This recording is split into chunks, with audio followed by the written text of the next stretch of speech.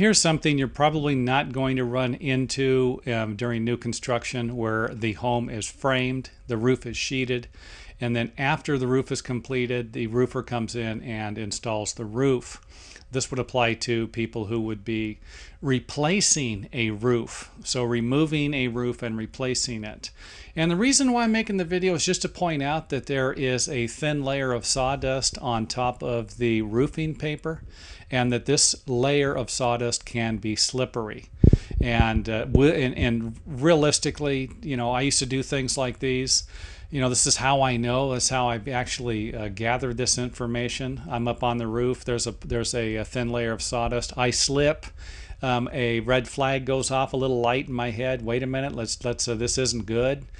Something that is slippery realistically should be removed from a sloping roof. And of course, the steeper the roof, the more that this thing will become a necessity. So realistically, I've done this before myself.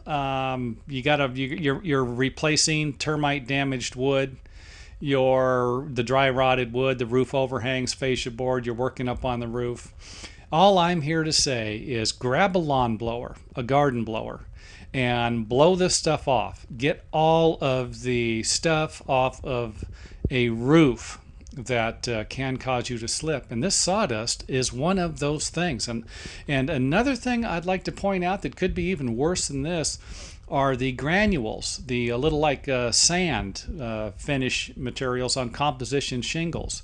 I don't know how many times I've been working. I'll be cutting in a certain area, and pretty soon I've got a thin layer of sand kind of stuff or in that area, which that's extremely slippery also.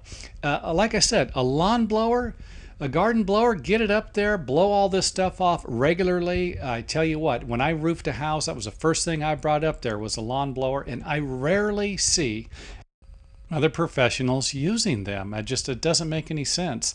I mean, I'm sure they just roofed right over this layer of sawdust. It's just, I see it all the time. So, and again, if you're used to it and this is what you deal with, and these are the conditions you're used to working under, hey, now would be a good time to change.